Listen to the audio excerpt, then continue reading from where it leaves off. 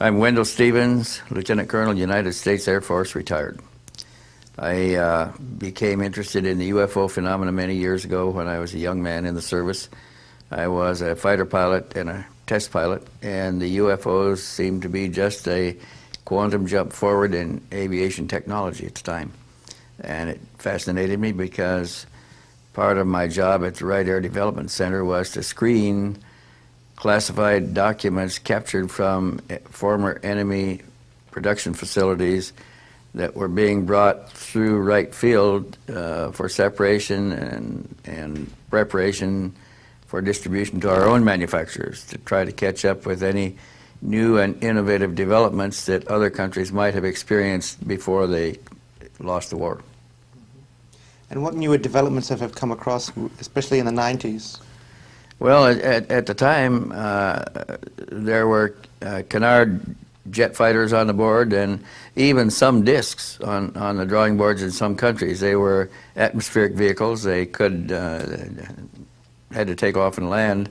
The most sophisticated vehicles probably were the rocket vehicles, but they were nothing like the UFO phenomena that was also being reported at the time. Occasionally, we had a lot of people in the air in those days, and they reported such encounters as Foo Fighter encounters.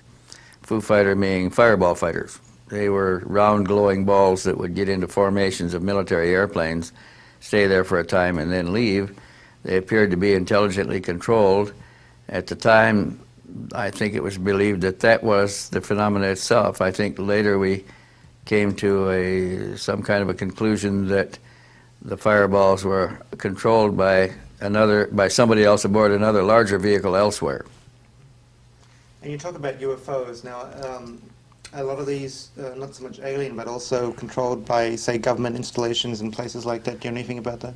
Well, we didn't have a capability of controlling these exotic fireballs that could get in formation and stay there without being, couldn't shoot them down. They could evade, they could hang on to a fighter going through evasive maneuvers and stay in position.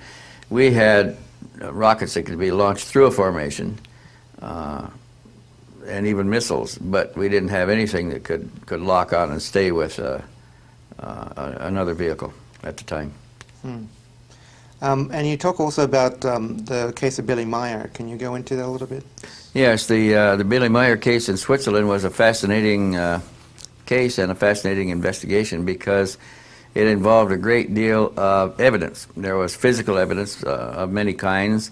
It involved many other eyewitnesses. It actually involved 5 other photographers too.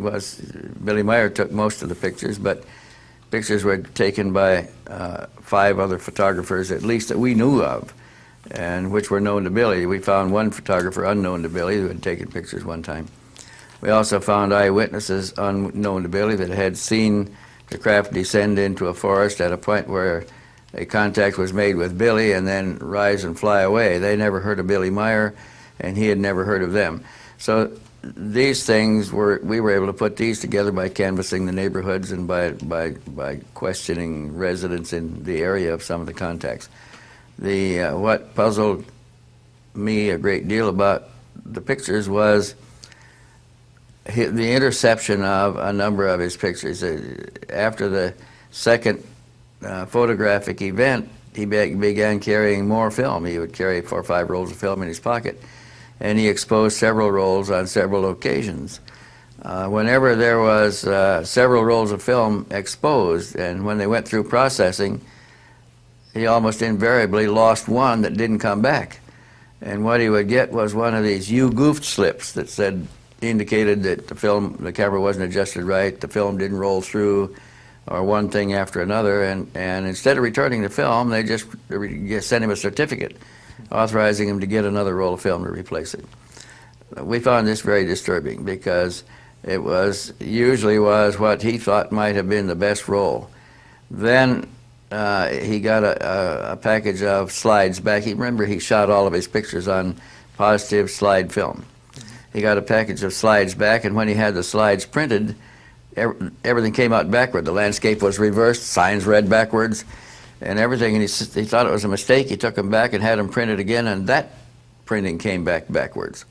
So at that point, Billy was prepared to believe that the Pleiadians had demonstrated some capability of theirs, remarkable capability that was a trick of the Pleiadians played on him. When we went to the laboratory that processed the film, though, they said that that would be impossible, that the only suggestion they could make is that somebody in their laboratory facility, for some reason or another, made a duplicate strip of film, emulsion to emulsion, which gives you higher fidelity, the best fidelity. And then a mistake was made in returning his. They returned the duplicated slides instead of his originals. The originals went someplace else.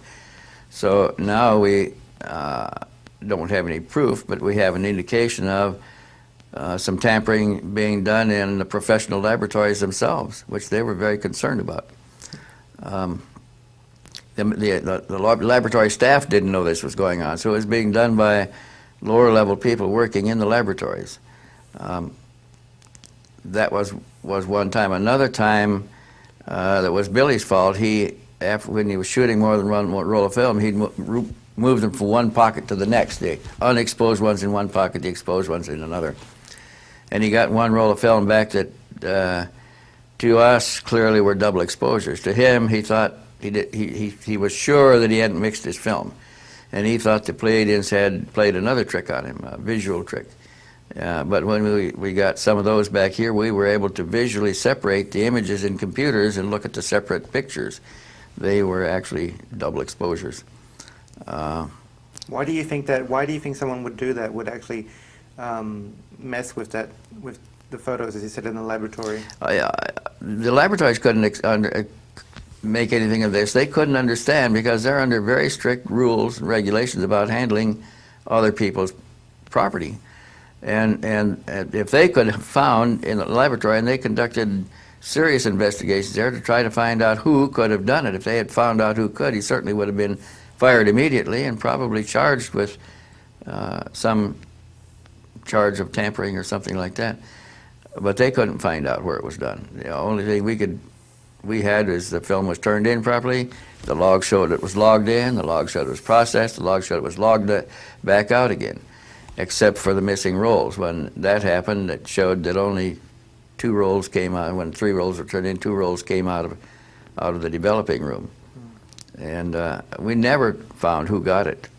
A similar thing happened to his 8mm movies. He took 8 sequences of 8mm movies that a television station in Munich wanted to borrow for treatment on his case, and Billy was very trusting. At this time, he trusted everybody. And so he prepared to send his 8 small 8mm rolls to the television station, and one of the people around him says, "No, let's not send it that way. Let's splice them together, put them all on one reel, and we'll mark the reel and the can, so we could tell if we get them back."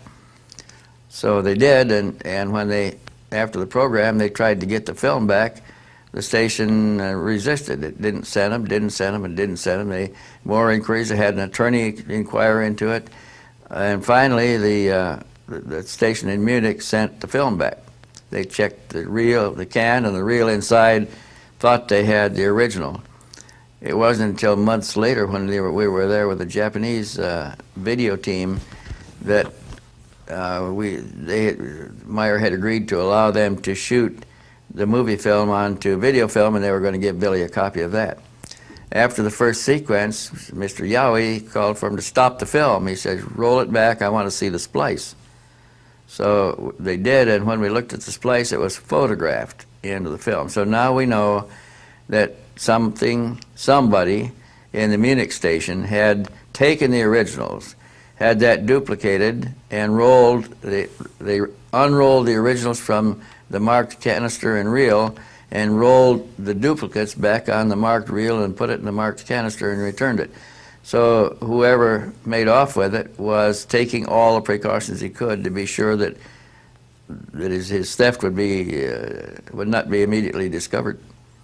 And all of this was going around. Billy Meier. Our testing had to be done with the duplicates that were made by the Munich station, because I only saw the originals a couple of times before Meier sent them to to Munich. Well, it's a lot of. It's interesting in a lot of cases when you, like Billy and people like that who get contacted, they don't see anything but when they look in the viewfinder, they get to see something. Billy's case was different. He could see it visually, and he also saw it in the viewfinder. But an interesting thing, he finally he began carrying a video camera and a tripod, and he would set the video camera, set the tripod up, and mount the video camera. Not a video camera, I'm sorry, an 8mm movie camera. It was an old key wind 8mm camera, and he'd set the tripod up, put the camera on it, wind it up, and then get his hand camera ready, and then he'd push the start button on the movie camera when the image appeared. And he found that almost invariably he didn't have to move the movie camera. When the image appeared, it always appeared in front of the movie camera. All he had to do is push the button and start shooting pictures with his hand camera. And he asked them one time about that, and they said, of course, we know which direction you set the camera up. In a lot of cases also, I've noticed that only he will be able to see it, he and the camera. Like there's some instances in Miami and other places. They told him that they had a way of opening the visibility screen in his direction when they were allowing him to take. Remember now, he couldn't take those pictures until they allowed him to. If they didn't tell him he could bring his cameras, there's no chance of getting a picture. And they would tell him when he could take the pictures because, and there was a reason for it. That's why this pictures are so good. When they allowed him to bring the cameras, they actually posed the ships in a flight demonstration, moving slowly so that he could get good pictures. And they had a motive for that. The motive was they thought that if he could get clear enough and sharp enough pictures, that his own government would become interested in what was going on, would analyze the pictures, would find that it would be extremely difficult, if not impossible, to fake the pictures. They would come to him and ask him, who are they, where are they from, and what do they want? They had prepared from the very first contact a message to be delivered to his Swiss government. And that message pertained to the decay of our ionosphere and the dangers that we faced if we didn't stop the cause of the decay. And they even told him what the cause of the decay was. And they dictated a message to be transmitted to his government. And after that, after the message was received and transmitted and prepared and delivered to the government, and he didn't question it at the time, another contact after that, when they were back again, Semyasi asked him what the reaction of the Swiss government was. He said, I haven't heard anything. He said, why don't you do it yourself? And she said, we have. She said, we approached one of your sitting presidents. Now, Switzerland has several presidents. They have an elected president from each province, and they sit as a presidential council. So she said, we have approached one of your presidents. We contacted him, asked the same favor of him, and he was a timid soul. He didn't tell his wife. He didn't tell his colleagues. He didn't tell anybody about his contacts because he was afraid of ridicule and disbelief. And so that was completely fruitless. Yeah, I guess a lot of this is because they're trying to. What the main reason? What would be the main reason that you think that they're coming a lot more now than they used to? I don't think they're coming a lot more now than they used to. I think that our reporting has improved. I think that it's people are more likely to report a contact now than they would have been 10 years ago. They didn't, when they told the first person about it and get the raised eyebrows and the look away, that usually stops there because it's usually a close friend and they know if he's not going to believe it, nobody else is. But now, with so many reports out, their friends don't raise their eyebrows and look away anymore. They get a little more interested and they get more information, and together they go to somebody else. And I think that's all that's happening, is just an increase in the rate of reporting, not an increase in the rate of activity. And you talked a little bit about them predicting certain aspects. Can you go into a little bit? They predicted a number of things. I guess you overheard me talking to somebody downstairs about their prediction of, first of all, describing the murder of Pope Paul VI, which has never been described as a murder. And the following morning, before the conclave is called to elect a new pope, he's telling me about the murder. He tells me how it was done, who did it, who the plotters were, why they were concerned, what was going to happen that was frustrated by the murder. And he told me, and I kept protesting that they don't murder popes. He kept insisting they did this one. And I guess to reinforce his view, he said, and I can tell you, Mr. Stevens, the next pope, his successor, will be elected in the largest conclave in the history of the church. He'll be elected on the shortest vote. It'll be on the third ballot. It'll take 33 minutes to verify the ballot. He will reign 33 days and die by the same number of days, he said, and die by the same hand. And he said he will take, when he's elected, he will take the name John Paul I. Now, this is before the election, and it's before the conclave was even called. And I'm still protesting that we don't murder popes. When he went on to give me some information about the next one, he said he will be elected from outside of the Vatican hierarchy. He'll come from an East Bloc nation, suggested Poland, that he will be kept on the road by the Vatican hierarchy to keep him from discovering the other two deaths and the reason for it, and to give him time to know that he's in danger also if he moves too far too fast. And they kept him on the road as much as they could to run the Vatican without his presence there. That's the present Pope John Paul II. That name was taken in honor of the one that reigned only 33 days.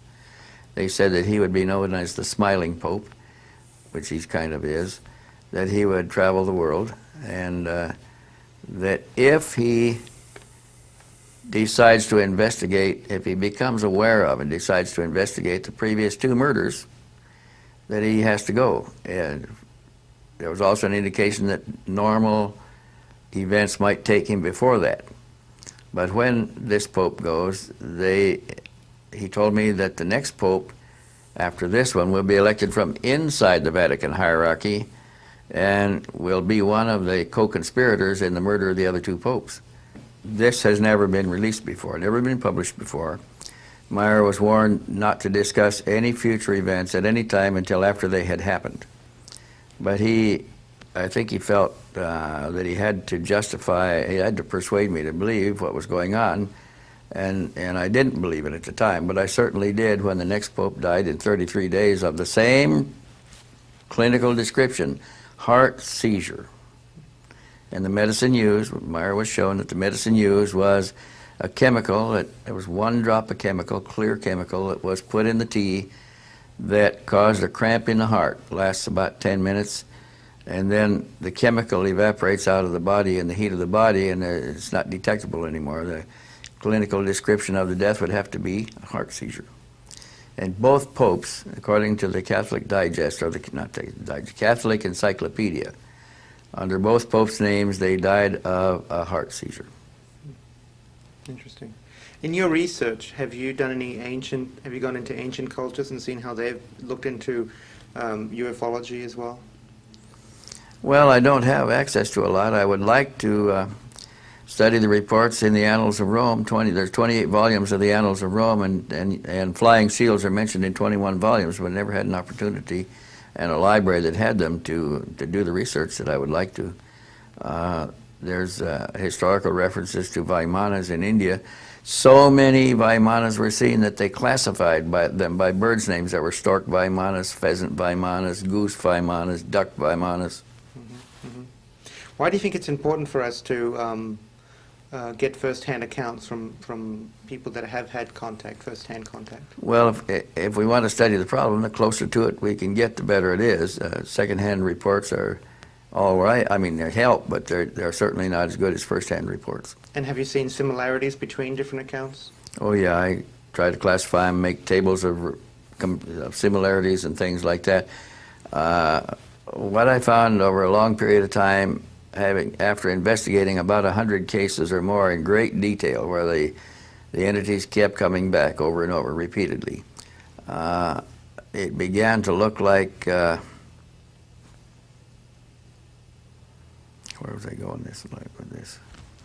I guess I was into look at different types and it began to look like they were all different. There were differences in origin, differences in the nature of business, differences in the propulsion systems that's used by the spacecraft, communication systems, differences in morphology, appearance. Some of them were even different race and species types altogether. Where they were humans like us, they didn't look exactly like us. They had larger or smaller ears or no ears, bigger or smaller nose or none. Indicating to me that our visitors are almost infinitely different, that the cosmos is vast, and we are off the mainstream of interspace traffic, I believe. Where contactees have been shown maps, we're never on a regular route of traffic in our galaxy, and we're off in the boonies someplace. And that means that we're discovering Earth is kind of a happenstance arrangement. We do have a few that come back, find something of interest here and come back over and over again to following up on that, and sometimes others, contemporaries of theirs, follow up later. But generally speaking, I guess one would have to say that of the 100 cases that I examined, only 2 might have been coming from the same society and the same place in the heavens that we're visiting here. All the rest were different. And if that's the sampling, then we have a vast amount of difference in detail in the phenomena itself.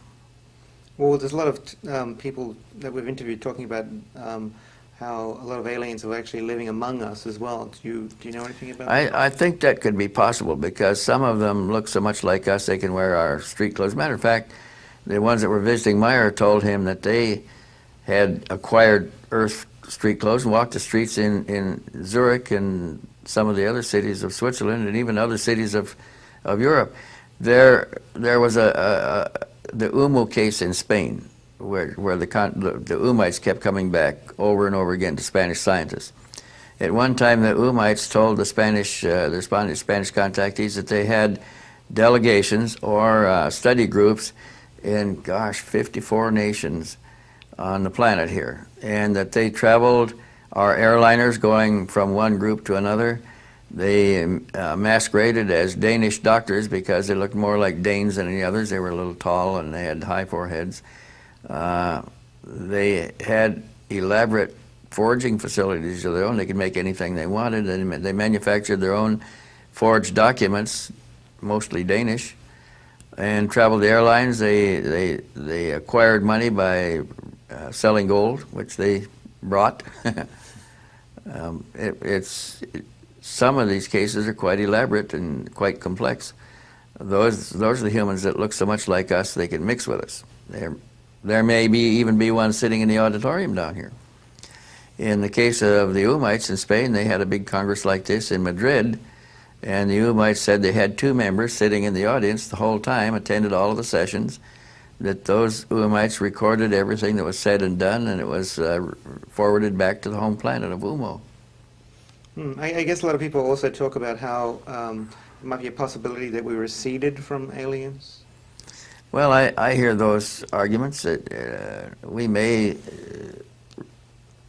represent one species type that did some seeding here. There was an extraterrestrial group one time that told a contactee that our creationist theory and our evolutionist theories are equally false, that we should be thinking of a migrationist theory, that we migrated here from elsewhere or were brought here, that there was no sudden creation and no transition from an animal stage. And you went into can you go quickly into the different major types of aliens that there are? Oh gosh. Like maybe 6 or 7? I'm sure there's many. Yeah, there's humans like us. There was a study done in 1979 by MUFON, another study done in Canada by CUFOR about the same time, where they collected all of the known cases of alien contact with Earth humans and documented the information statistically and discovered that about 1/3 of the visitors were humans like us, placental animals. Another major part, another third, was what we call grays today. They are non-human species types of a different class. There are some basic characteristics that differentiate us. They do not have any hair follicles in the skin, for instance. They grow no hair on their bodies. They have no melanin in the skin, so they are of a different coloration.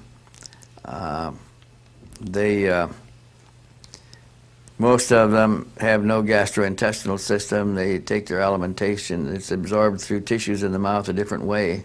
They have a different blood chemistry. I don't know what we could call them. They're just an other species type.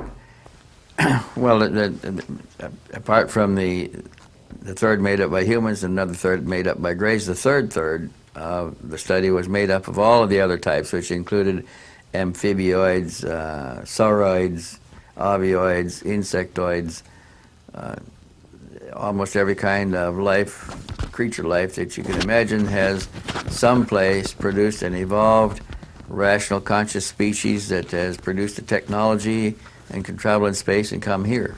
And we can't go there.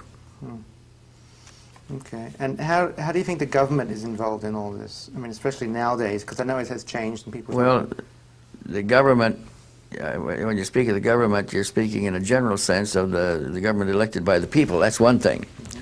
And the popularly elected people probably have very little to do with what's going on. The people that sit on the secrets are self-appointed experts that have found themselves in a position to create and maintain the secrecy, which gives them a certain control, a certain power that they do exercise. And they're the ones that control public access to such information, which is very little. They're the ones that put out the disinformation programs to keep it all in the loony bin and to dissuade the public interest. What would be your, if you were to summarize, this is the last question, where we would like to see this information going and where you see it going? The information that comes out? Yeah. I would like to see it made more public. Our institutions, the educational institutions, are very capable of analyzing what data is available. If all of the data that's been collected and made available, including crash residue, bodies, and everything else, and was studied by the appropriate medical and scientific and physical universities, we would have solved some of the problems a long time ago. We are losing ground in our attempts to understand the problem by the close compartmentalization and separation of the knowledge and the residue from the public at large. And I think that's bad. I think it's retarding our development. A lot of it is fear-based, I guess, too. Mostly fear-based. Okay.